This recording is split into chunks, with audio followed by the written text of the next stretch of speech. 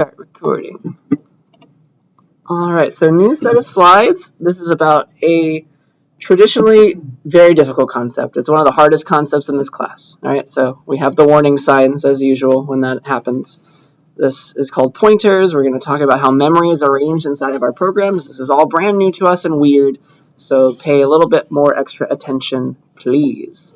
And then here's a nice little resource that has a lot of cool diagrams as well, in addition to your textbook from Stanford, if you would like to read that and get some more information about this weird little new concept.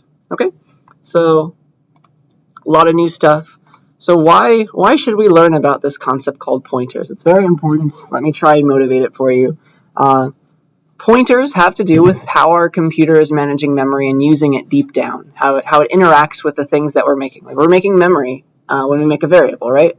We haven't really thought about it more than just like drawing a box on a piece of paper. There's a lot more to it. And so we're going to go there.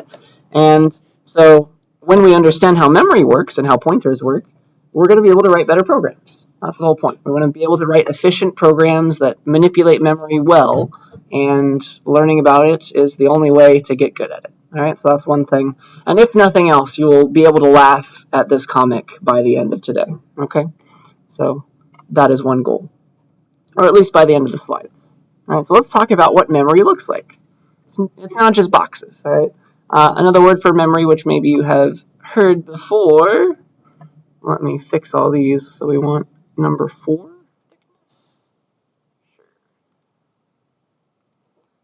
You may have heard memory called RAM before, if you built your own PC or something. So memory is RAM, RAM is memory, random access memory, I guess. Let's talk about what it looks like. When you make a program, you start running it, it gets copied into memory, remember all that? So what is memory deep down?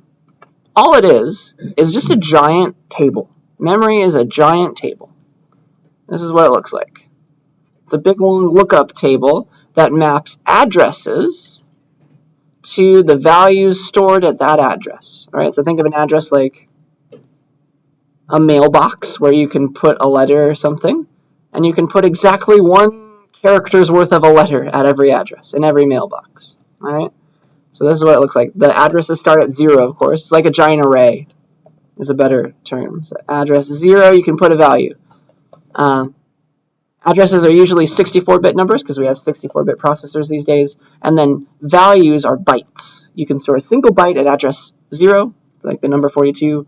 The next address comes after that in memory is address 1. You can put another byte. You can store 43 there, another 8 bits of information. Address 2 can hold something else. You can put 33, and then at address 3 you can put more things. You can put 34. And so that's all memory is. It's just a big long lookup table. It's like an array where addresses are the indices and the values that you can get out of them are single bytes, right? So an address is just the place where that byte lives in memory. So here's what you're storing, and here's how you access it. It's like an index. Right? Think of it like a mailbox or a house where that information lives, and then you can start sending data to that address or get the value back. So go to address 2, what's there? Oh, it's 33. Go to address 2, change the value there to 1 more, make it 34. Go to address 3, mess with it, change it to, I don't know, the biggest possible byte value, which is 255, something like that. Okay? So that's all memory is. It's just a giant lookup table where addresses start like that. You can have very giant numbers for your addresses, of course, because you have a lot of RAM inside of your computer, lots of bytes that could be stored, like 16 gigabytes worth of information. Yeah. And so every time you do something in a program, every variable you make, every array that you make, every piece of data that you store has an address. There's always an address associated with where that thing lives in memory, right? A better word is for where it begins. There's always a concept of a starting address for something, so that's going to come up later. That's important. Any questions about that so far? So all memory is really is just a giant array. Everything's 1s and 0s at the end of the day. There is an address associated with your data. So your next question would be, well, how do I store things that aren't numbers like strings, or like doubles, or just ints that are 4 bytes long? And how do I store bigger things? Okay, so a bunch of questions at once. It's like when I say int x equals 42, we know how big an int is now. An int is 4 bytes long. But memory holds things at the granularity of a single byte. What gives, all right? So here's the idea. We used to draw it like this. I say int x equals 42. I write an x here. It holds 42. But in reality, the computer knows nothing about x when you compile this and it starts running. X gets a memory address, right? So from the computer's perspective, it's like the thing at address 16. That's what the computer knows about, right? That's where your int is living, okay? So ints are 4 bytes. How do they get stored in memory if every address holds a single byte? Well, what they do is they take up 4 bytes starting at a certain starting address. So we think of x as living at address 16, meaning that it starts its life, it lives at address 16 to start with, and then it takes up 3 bytes after that too. So 16, it takes up addresses 16, 17, 18, and 19 in memory. That's where x lives. And somehow it's sharing among those 4 bytes. We're putting 42 in there somehow, maybe with a lot of zeros out in front. That's where it's going. 42 is taking up 4 bytes total, right? And address 16, that's where x begins. That's where it starts, all right? Where the int x starts. That's the idea. Yeah. Any questions about that? Does that make enough sense? It's a little weird, I know. And then, like, what if you're storing a string or a double or something? Just remember that everything is a number inside of a computer. It's all ones and zeros. So you can translate anything into numbers. Strings, for example, are just a bunch of characters, and every character has an ASCII code. Doubles are 8 bytes of something that makes a value with decimals in it. So it's all there. And so if you wanted to store a string, you just put individual bytes. Like there's the H character of the string, there's the E character, there's the L, the O. It goes on forever and ever. Okay? That's what's going to happen in memory, and there's a corresponding starting address, whatever this is, for that string. Is that making a little bit of sense? Do shout out. I know this is a hard concept. So please yell at me if you have any questions as they come up. Let me teach you about a new base. It's called hexadecimal. So we know base 2 is binary. 16 is what hexadecimal is. It's base 16, and it's a power of 2, which makes it easy to talk about things, because C++ likes to print addresses in hex. Hexadecimal, or hex for short, right? Hex is a number system where you have base 16, so 16 digits before you need a new place, so there's more than decimal numbers. You have the letter, we start using letters, all right? You can count up to 15 before you need a second digit, so like the number A. The digit A in hexadecimal means the number 10. It's a single digit for the number in decimal 10. B is a single digit in hexadecimal for the number 11. C is 12. D is 13. E is 14. F is 15. That's crazy. And so, like, if you add F to 1 in base 16, only then do you need a new digit. So that becomes 10 in base 16, and that's the number 16. Okay? So that's cool. What else? Yeah. So your computer can't write numbers with the subscript on the terminal, right? It can't say 3A and then make small 16, right?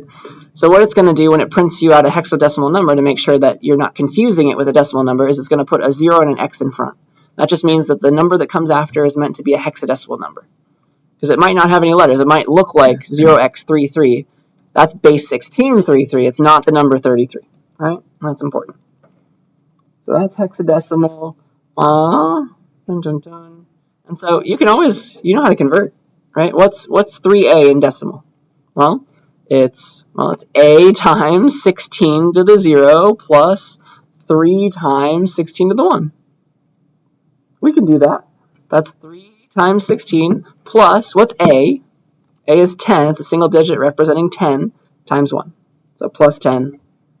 That equals apparently 58. I did that ahead of time. So that's 58 in decimal. So 3A is 58 in decimal, base 10. Okay? That does not look like a 0, sorry. 10. So that's a new number system. And yeah, so instead of C++ printing out addresses as like binary numbers, it's going to print it out to you in hexadecimal because it's shorter. It's much easier. In fact, every 2 hexadecimal digits, because it's a power of 2, it works out like this. Every 2 hexadecimal digits corresponds exactly to 1 byte of information, exactly 8 bits. So like 00 is the smallest byte and FF is the largest byte. That makes it much easier to print out stuff if you're a computer. All right, so that's a new number system. It's called hexadecimal, and it's base 16. You have 16 digits before you need a new place. All right, so it goes up to F, which represents 1 digit that is the number 15. All right, any questions about that? So that's how C++ will print addresses to us. Yeah.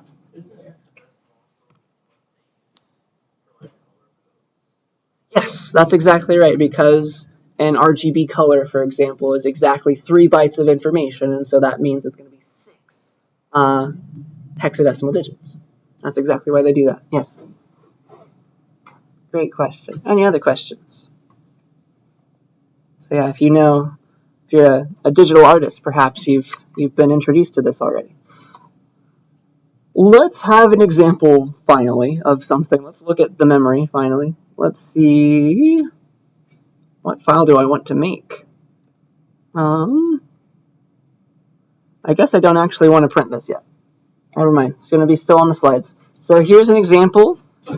Let's run this code in memory. All right. So what does this do? What do these lines do? Int x equals 42. That from before this lecture, we know that, all right, that makes a box. X holds 42, box in memory y, which holds 43, and then it makes a new box in memory called z, and it brings whatever was in y into it.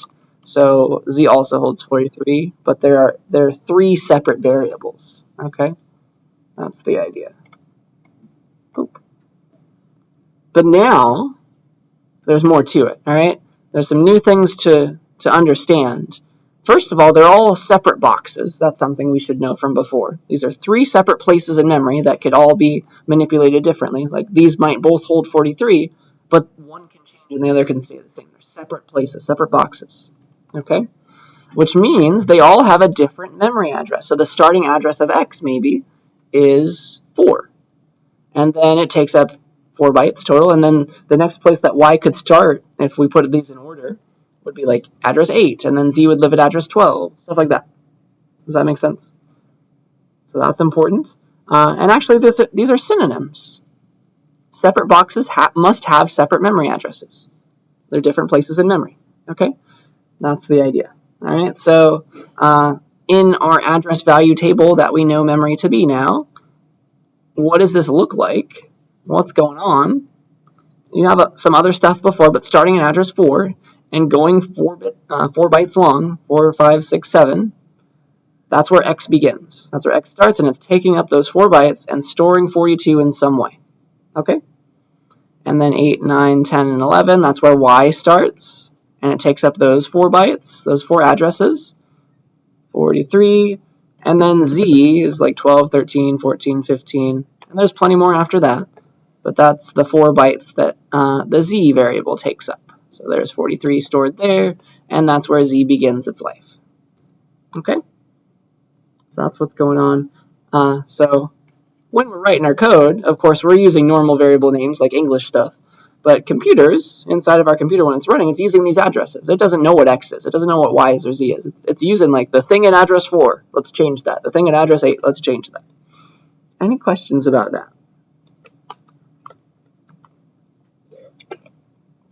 Let's see. Do I want to say anything about that yet? Nope. All right.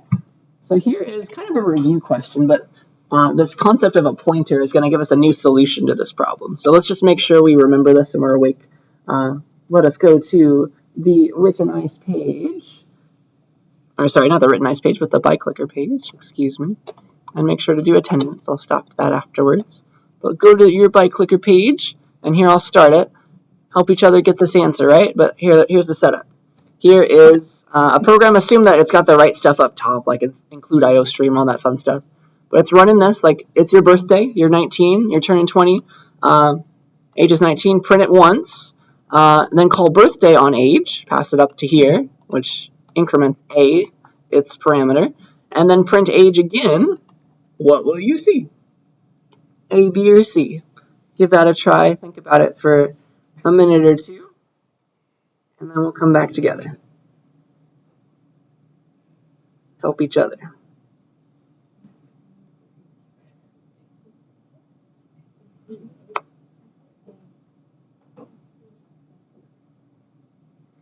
Oh, I can use this, can't I?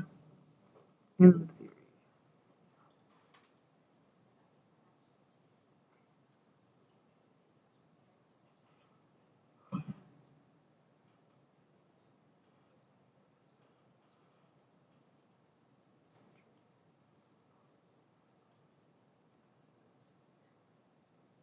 Okay.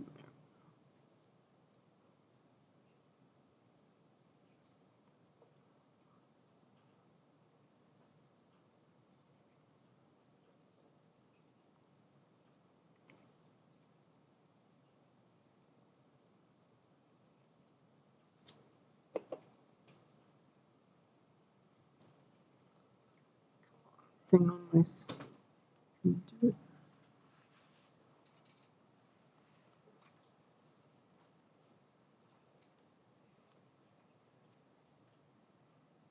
Any questions about the question?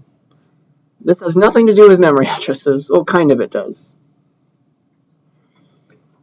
This is just a review, but we're going to come back to this idea that we've seen before.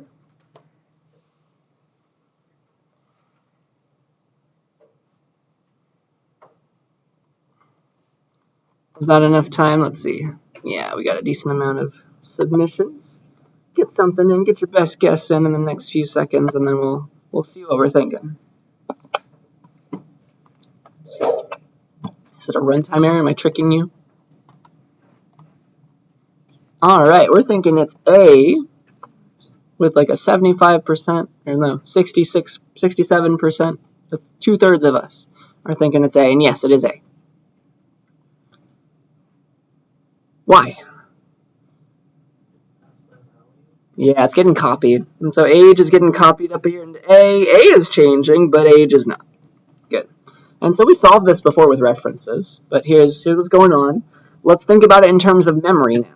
All right, so main is calling birthday, but zooming in on the stack. Main has an age variable, which is setting to 19. And then A is a separate place. It's called by value. It's its own thing. Age is being passed into A. And then A is increasing, so like this is happening, 19, then A equals A plus 1, that makes that 20. That's fine. But then birthday returns, right? Birthday returns, and then we're back in the main, and age is still 19, right? So the new idea is that the reason we can't change these, another way to describe it, is that they're in two different stack frames, which means they're two different local variables, which means they have two different addresses, okay?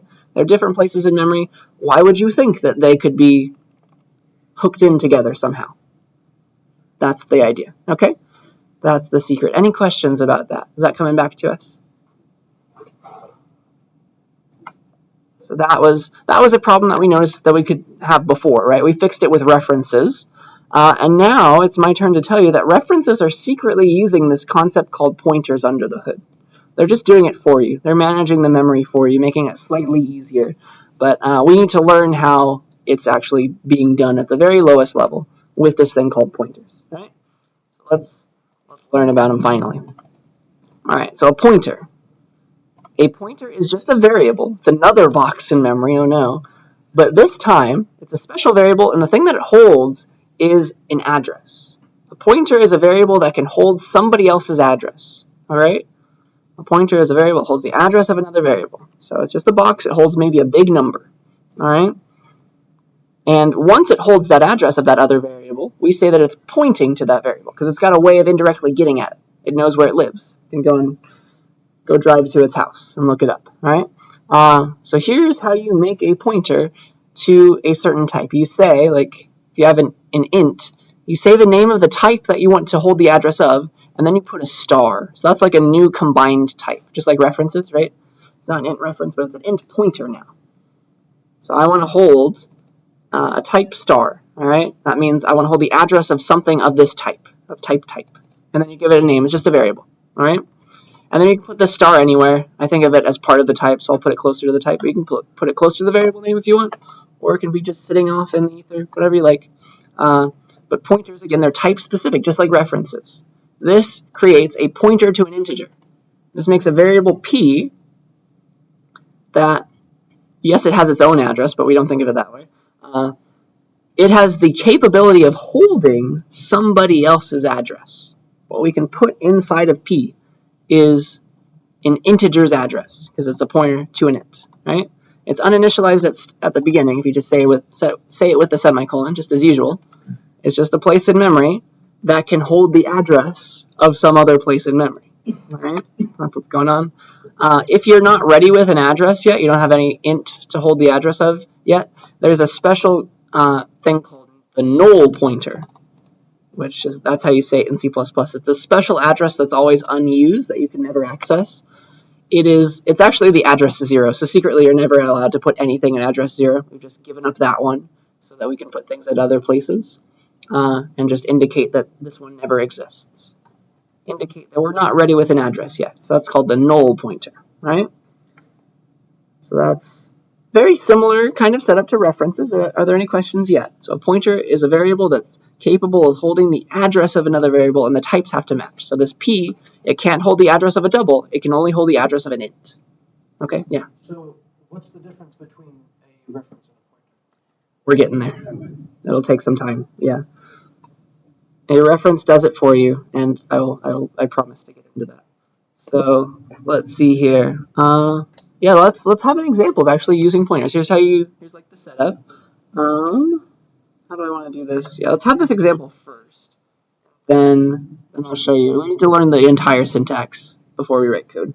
So here's a setup. So we have an int. Let's make an int in memory, x, and here's where it lives, hexadecimal address 100, let's say. Then we make a new variable, int star p, that's capable of holding, right now it holds garbage, it's capable of holding the address of an integer. So we'd like to put the 100 in here somehow. That's our goal.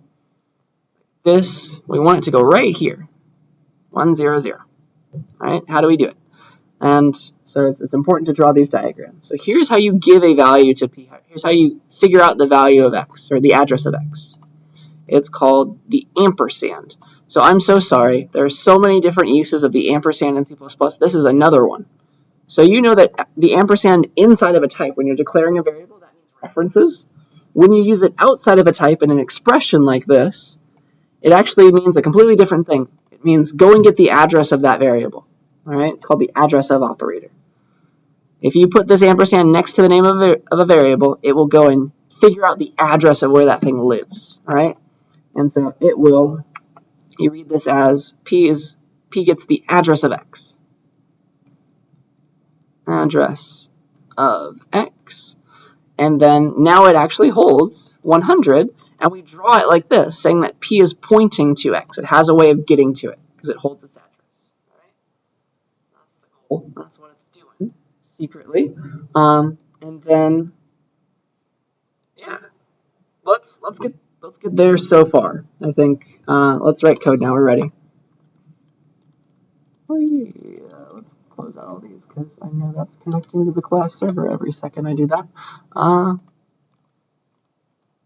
Here is some code for this. Pointers.cpp.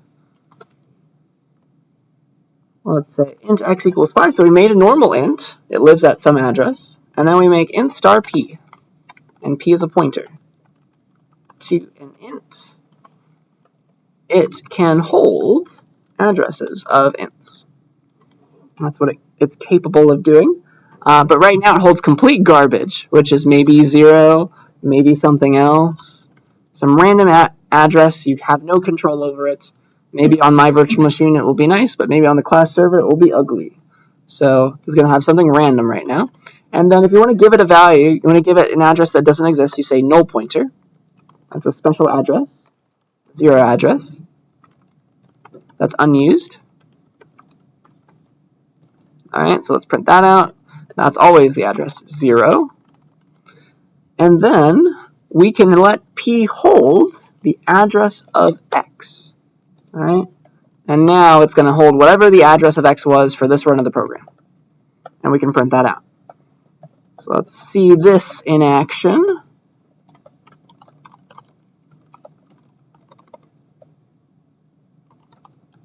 Boop.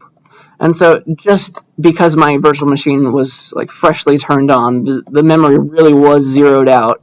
But this is complete garbage. It could be anything. Okay, doesn't have to be 0. I just got lucky. But once you make it null, then it is always the 0 address. That's unused. But then I put the address of x into p, and then I printed it. This is the address of the x variable for that run of the program. Yes? So what if you were to run that again? Exactly. It will get loaded in a different place in memory. That's exactly what I was going to do next. And it would hold a different address because the program was loaded into a different place in memory usually. And so every time you run this, most likely it's going to pick a new place. Wherever the operating system let it be loaded, it's going to start making variables. Right? So it changes every time, but you can always, with that address of operator, get wherever the x was, wherever it happened to be for that run of the program. Good. Is that making enough sense so far? So we've set up this pointer. What's the point of doing that? We have this arrow. Can we use it somehow? So here's how you use pointers. All right, it's called the star operator. Again, I'm so sorry because the star inside of a type means I want to make a pointer variable. Star outside of a type, it's called the dereference operator. It's meant to follow the pointer. All right, it's meant to follow the pointer that is right next to it. So you say star p, that dereferences the pointer p. So if the memory was hooked up like this, p points to x, it holds the address 100, where x lives, holds a 5 there, and p lives at address 104. What do you think? Let's go back to the ByClicker page. You can discuss, argue with each other. I haven't shown you the answer yet, but see if you can extrapolate. What should the answer be? What should this code print? What does it mean to dereference a pointer, to follow p? What should be printed right here? What value should this get back, and what should be printed? So give that a try. Your best guess. I have not told you the answer, but what do you think it should be? We'll see if you're right.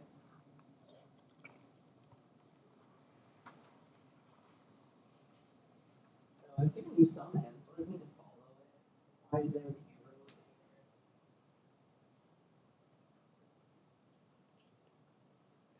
Similar to references. So what would a reference be doing in this case?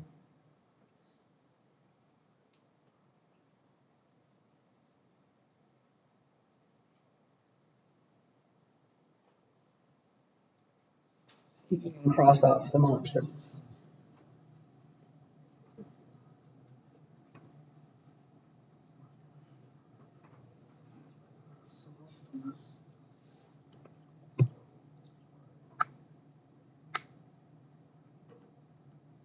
So wait, what is p set to right now? P is holding the address of x right here. Here's the address of x. P is holding that. It's pointing to x.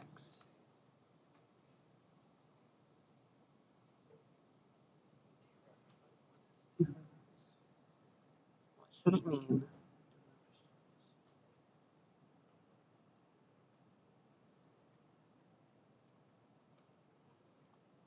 All right. I think we stop talking. Put in your best guess. We'll see what we're thinking as a group. Again, I have not told you the right answer. Just want to see if you can extrapolate. Let's see what we're thinking. Ooh, look at us. With a majority again, we're thinking B. Nice, nice, nice. Let's see. Or maybe you coded it up. I don't know. B is the right answer. But let's watch it. See out star P. That follows P to wherever it's pointing to and gives back the value there. So P is another way. Once you set it up like the star P, if P points to X, star P is essentially equivalent to just saying the name X. It's an alias. Ooh. So B is the answer. And you could also do like a process of elimination on this. Like we just did this line above. If you printed P, it should print 100. So there's no need for a star to print 100 again. There's no need to have that a second time. That would be redundant. So just printing P by itself would have printed the 100. And then how would you print the 104? First of all, see out P would have printed the 100 just by itself, because that's what it holds. That's what the box holds, 100. That's, you don't need the star for that. And then how would you print the 104 if you can't do it with the star? Yeah, ampersand. Get the address of P itself. And then it's kind of weird because what is the type of that? So P is an int pointer, int star, and we just got the address of that. So if we wanted to store the address of P, you need an int star star, and we'll get to that later. That's a little disgusting though. So yeah, to print the 104, you already have the option of the ampersand, so that would also be redundant. So the only, I guess, it's most logical for star P, and this is the case, to follow the arrow and go and get the value there. So star P is another way of talking about X. All right, we're able to access X indirectly through these pointers. All right, that's the goal. And we can also set values with pointers.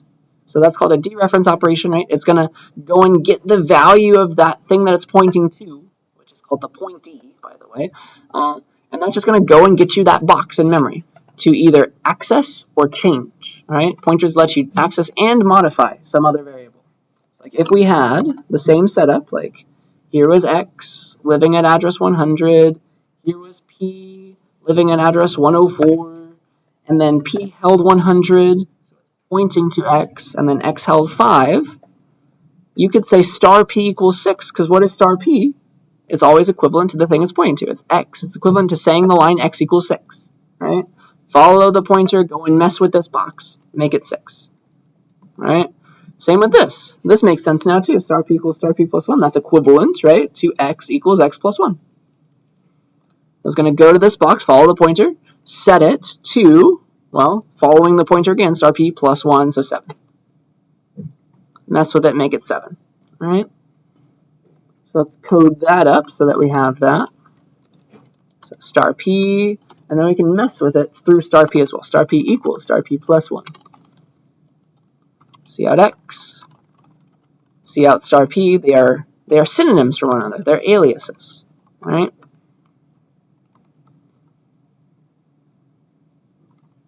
Whee. 5. And then we made it 6. We made X 6 through P. So that's why we see X printing 6, and then of course star P is also printing 6. Are there any questions about that? So this is a little clunky, and this is why references are a thing. This is what references are doing secretly. They're getting addresses for you. They're dereferencing for you. Okay? That's what's happening. It's made it slightly easier, but you lose some power when you do it that way. So if you can use a reference, might as well. But sometimes you need the full power of pointers. Oops, I clicked something weird. There we go. So that's what's going on there. Does it make enough sense? All right. So with that in mind, here is another way to solve that problem from before. Here it is. Happy birthday, round 2. If I could use references, sure, but I can also use pointers. I can pass by pointer, let's say. Call by pointer. Call by address, maybe, is the right way of saying it.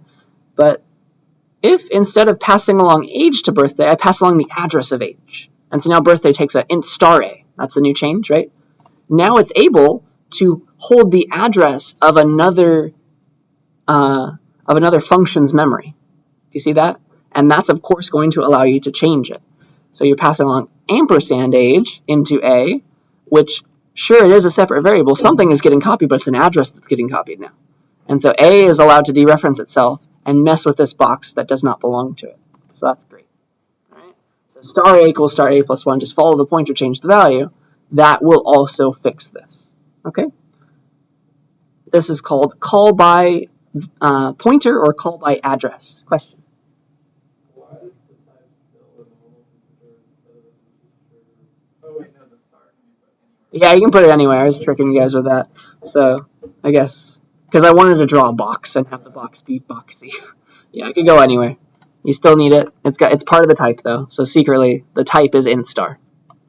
Yeah, that's a great idea. Good. Thank you for bringing that up. So the star is there. It's somewhere. So let's I don't know, I'll give you this code just for fun so you can have it. Let's watch it work. Call by address.cpp. How about this? And then give me iostream. Oh, of course, because I copied this from PowerPoint, I have no reason why. I have no idea why it pastes some weird space characters. So I don't know. Let's see if I can do it like this. Substitute whatever this thing is with a normal space everywhere, please. That's so weird. I don't understand. But now it's happy, I guess. So that should do it. G++ call by address -o call by address. And this is going to do exactly what that diagram was saying. It's passing on the address of age to birthday. And so int star a, or put the star wherever you like. Put it there even. It's still going to get that address, and you can talk about main's age variable with that address. Okay? That's the goal. And so it really is going to change it. It's going to mess with that memory through the pointer. And now it has become 20. Happy birthday. Any questions about that? You good? With all that, so now we're able to like dereference, make it 20, and it's happy. All right. So that's the secret. That's what references have been doing for you. So secretly, it isn't. While it is not making a copy, that's still correct to say.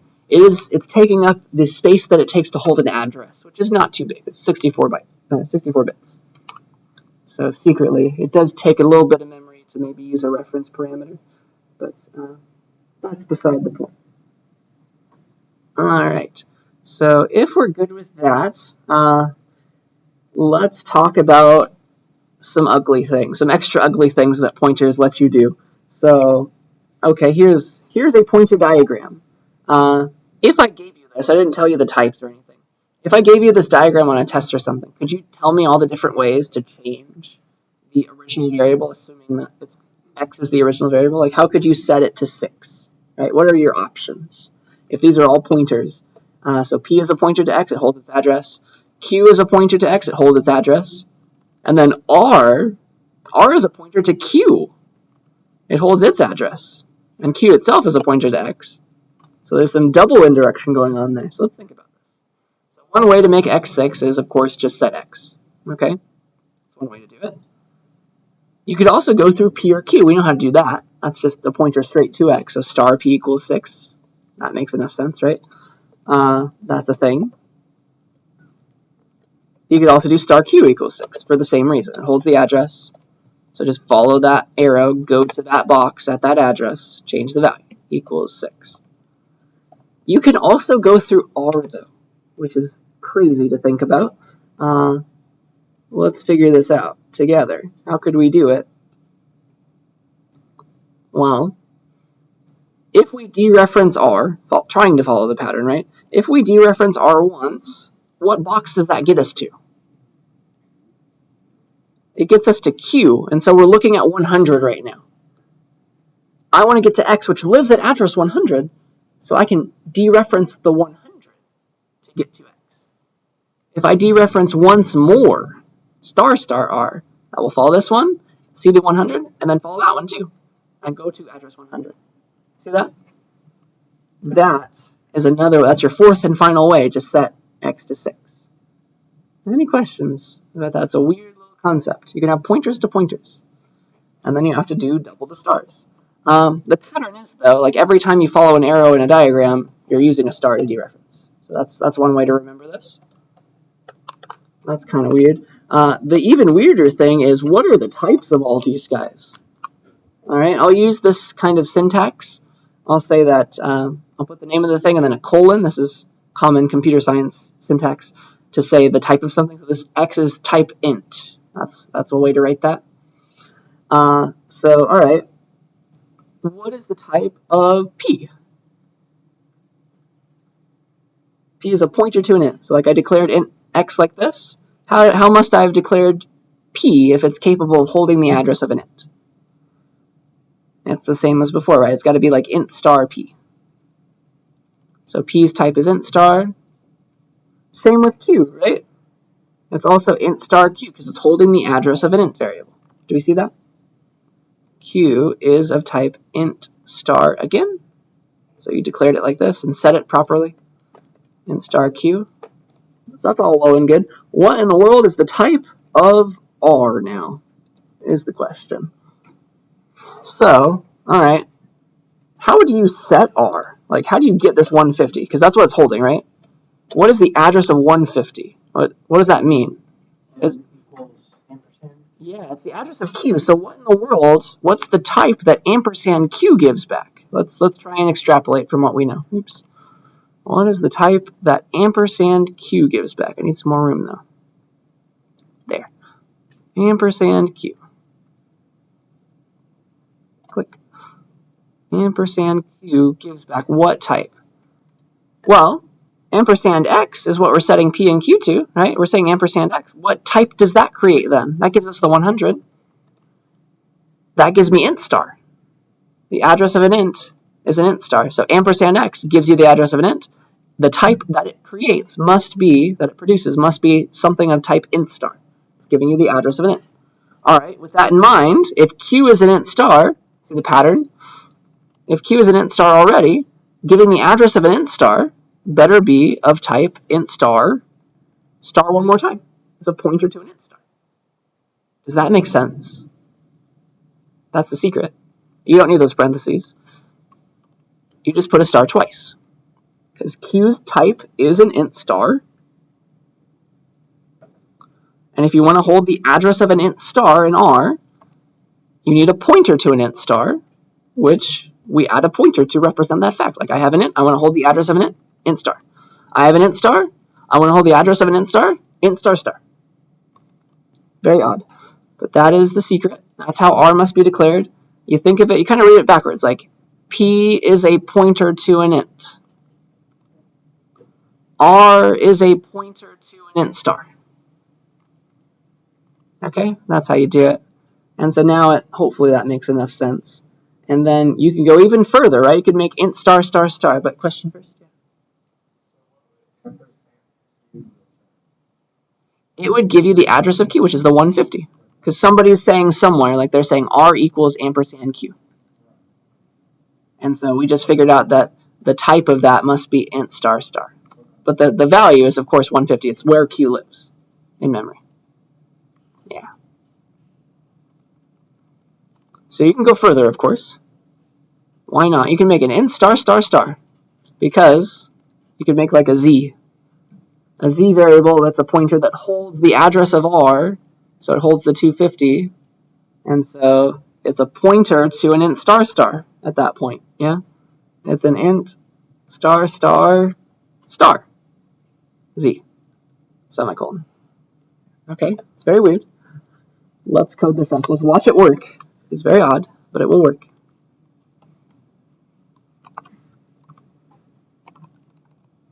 Okay, so I don't know. Let's have a little separator here because this is a new idea.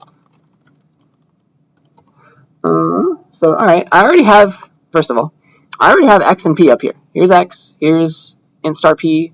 We set it to the address of X. We'll do the same for Q. Just to make this diagram match. Int star Q. It holds the address of X as well. And then we have int star star R holds the address of Q. And then int star star star Z holds the address of R. Type's got to match. And then now, what are all the ways that I can get at this 5 and maybe change it or print it out? It's always, well, you can see out X. That's one way of talking about that memory. You could also go through P or Q, just dereference those. Dereference P, that gives you X. Dereferencing Q gives you X.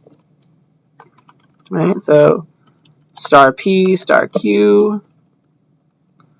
You can go through R, but you'd have to dereference it twice. Once to get to Q, another time to get from Q to X. So star star R would give you that same box for getting the value back and setting the value, by the way. These are all synonyms. They're all aliases, essentially.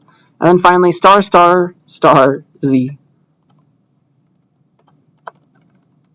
There's 1 star to get you to R, 1 star to get you to Q, a 3rd star to get you to X. All right? So that is disgusting, but that is pointers. And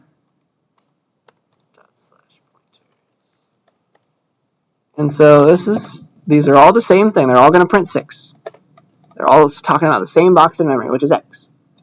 They're all different ways of saying X. Any questions about it? Yeah. I'm confused and I don't know what question to ask. That's valid. So int star Q, that's able to store the whatever.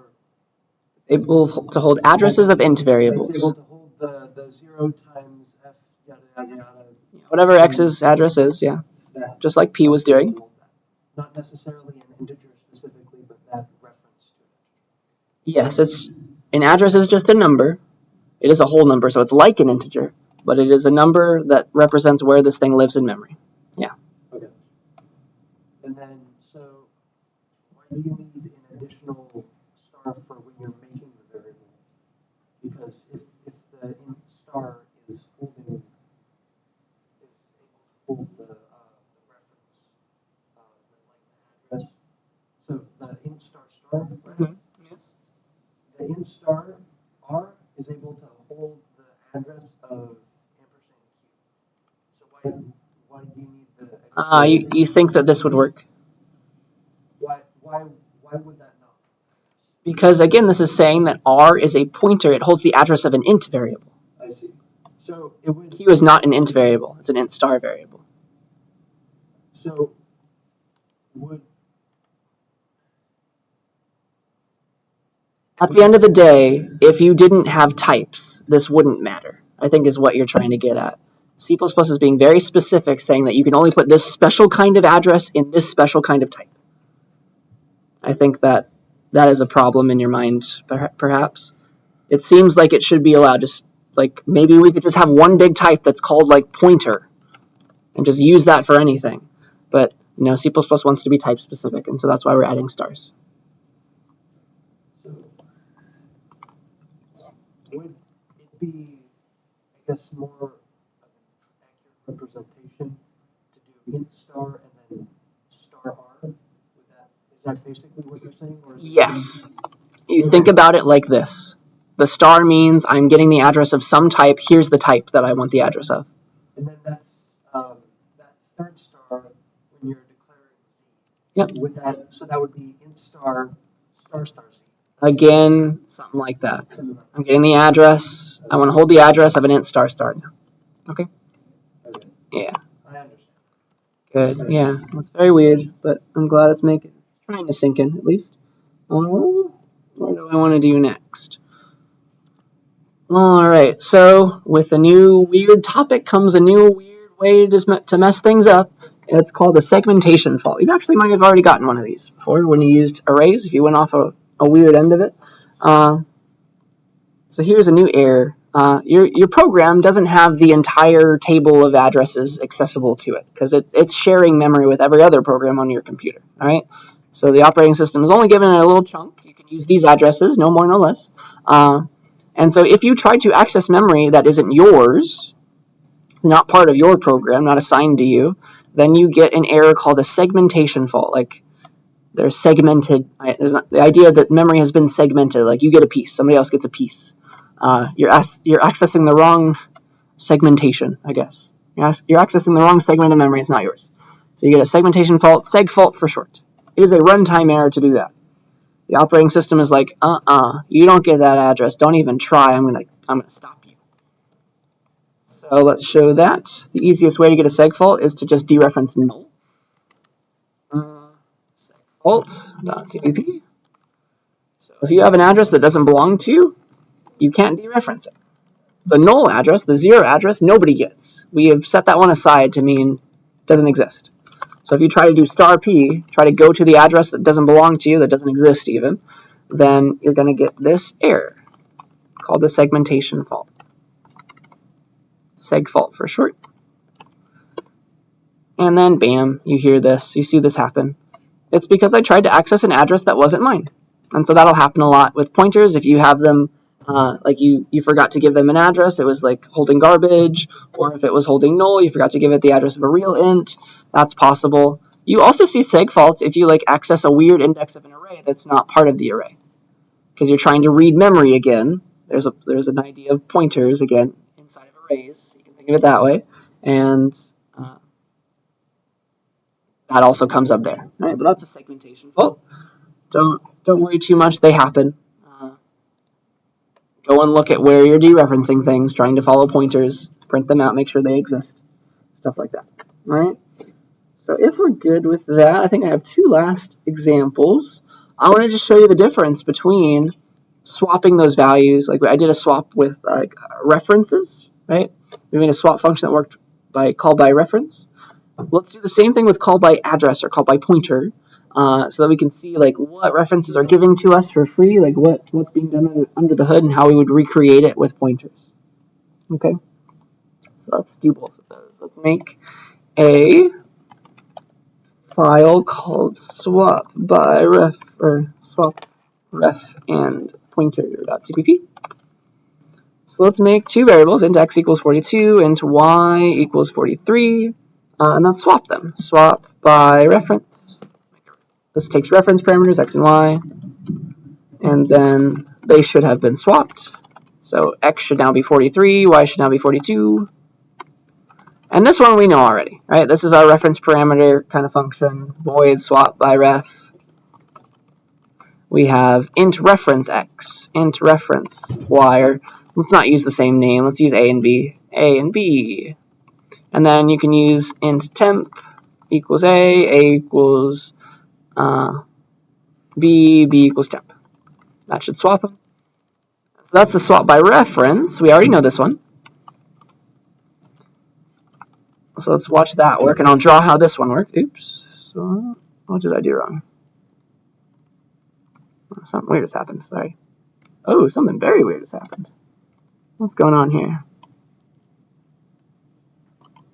Okay. Something interesting is happening to my terminal. Have I lost access to something? Maybe my computer got confused. Let's try this. Ooh. Okay, something really weird is happening to my just computer in general. Cancel. Does my mouse work? All right, let's see if my keyboard works in this program. It does not. It's like something's being held in. Some key is being held in right now. Might have to restart my computer. Sorry, guys. That makes no sense at all. Maybe I'm running out of memory somehow. Hey, is it happy again? All right, let's see if it's happy now. That was eventful. Let's try now. I think it's back to normal. Sorry about that. That was really weird. So do ++ swap ref and pointer -o swap ref and pointer. Swap ref pointer. We do get the 43, 42, so they did get swapped. Okay. So let me draw how that's working. This is references, by the way. We're taking a reference. A is a reference to the x. B is a reference to the y. So let's draw how that's working and how I want you to think about references work. So we had main. Here's its stack frame. Main makes some variables. It makes x and y, 42 and 43. And then main calls swap by ref with a and b, but a and b are reference parameters set to x and y, aliases. So let me draw everything that swap by ref owns in green. So this is swap by ref. I'll just do it short like that. But it has an a that's set to x. It's an alias to x, though. I'll have you think about it like this, right? There's a, there's b. They're the same place. Aliases for one another in main. And then we also make an int temp that actually belongs to swap by ref. So temp equals a, temp equals a, which is x's value, 42, then a equals b, so 43, and then b equals temp, so 42. So that's references. I still want you to think about it like this, even though it's secretly using pointers. So that's that way. Well, let's do the same thing with pointers. Call by address, call by pointer. So what do we got to do there? So first of all, if we have this function, swap by pointer, let's say, I need to pass along addresses. I need to pass along the address of x, the address of y, so that it can dereference those addresses and get to those variables. So this will be swap by pointer. What needs to change? It's got to take int star a now, int star b. These are addresses of variables, addresses of ints. And so if I set it up like this, int temp equals star a, go and get the actual int out of that a is pointing to. Go and set the memory address, set the box in memory that a is pointing to whatever the box in memory that b is pointing to holds. Set the box in memory called b to temp. Temp is still a normal int, that's fine. But that's what you got to do to change it. All right, so that'll swap them right back. Now they're 42, 43 again. And let's draw how this is working. Let's watch that. So I don't have to use green anymore. So back in main, it was 43, 42 now for x and y because they got swapped by the first call. Boop. Main, we have x and y holding 43 and 42 now. And then we're calling swap by pointer, which has parameters a and b that are int stars. Swap by pointer. It has a and b, which are int stars, and so those are being set to the address of x and the address of y. So let's make up some addresses, 100, 104, let's say. And so we have this kind of relationship going on now. A is pointing to x. B is pointing to y. Okay? And so if I were to dereference A, I would get this box. Potentially mess with it. Same with dereferencing B. All right? So let's watch this work. Now we make int temp equals star A. So here's temp equals star A. So get the 43. Star A equals star B. So what's in star B? That's 42. Put that in star A. So put 42 here.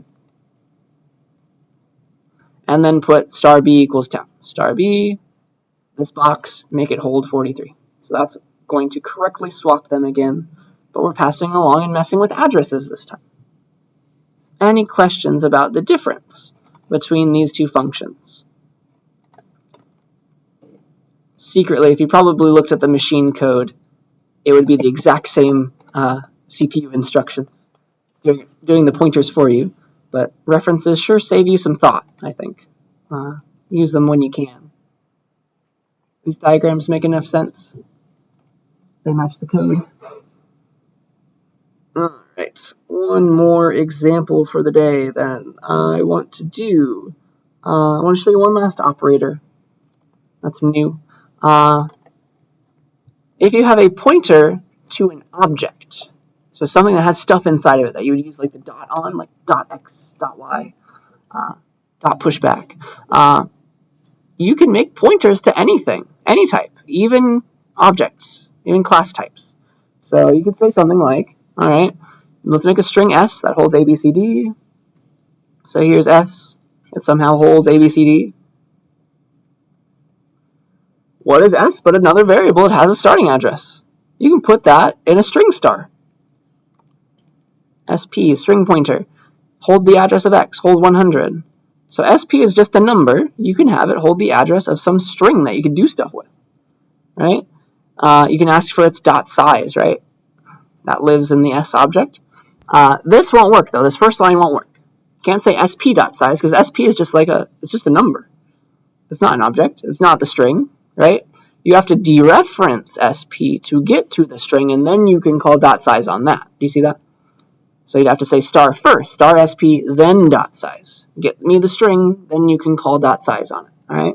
But everybody decided that this was ugly, and they didn't like these parentheses that are necessary, and so they decided to make a new operator called arrow that both does the dereference and the dot combined at the same time.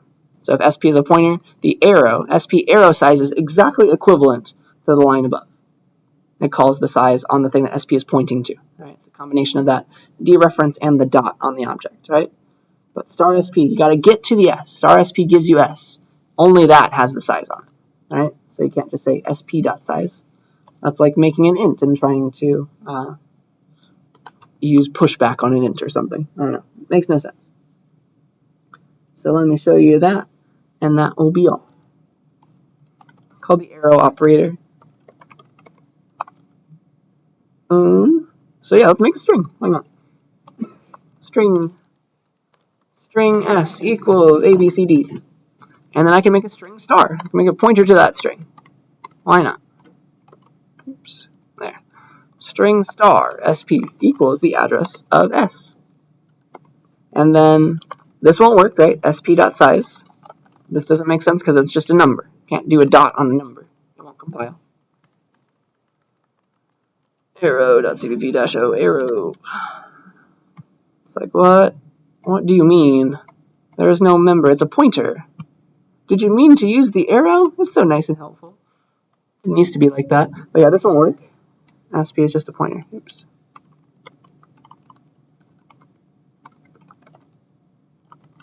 SP is just a pointer. It's just a number. You have to dereference. Get to the string. Then you can call dot size. Cout star SP. Then you have a dot size accessible to you. That works. So that will get you the size of the string, which is apparently 4. So we get the 4 printed. And then that is equivalent, or equivalently, you could do cout SP arrow size. That dereferences and gets you the dot at the same time. So that's common to see. You'll be using the arrow a whole lot when you take CSCI 41. But yeah, I think that's everything that I wanted to show you. If you have an object, you can make a pointer to an object, totally fine. But yeah, dereference that thing to get to the object if you want to call its methods or like access its member variables, stuff like that. The arrow makes it slightly easier. Any last questions about any of that? Yeah. Oh yeah, it has to do with precedence. If you go back and look at the precedence table, it will draw the parentheses like this, which is incorrect, sadly. It'll try to do sp.size and then dereference that if you don't put them. Yeah. So definitely we want to dereference the pointer, get the object, and then do the dot size. Yeah. Good question. Any other questions? Oh, yeah. It does the exact same as this. It's going to dereference as well as do the dot. These are the same line of code, essentially. All right. I think that's where I want to stop on pointers today. I'll have to restart my computer. I don't know what just happened. But that, I think, is all that we're going to do. So, yeah. The rest of the time is yours to work on stuff that's already out. I guess next lab comes out next week. So I'll give you it then.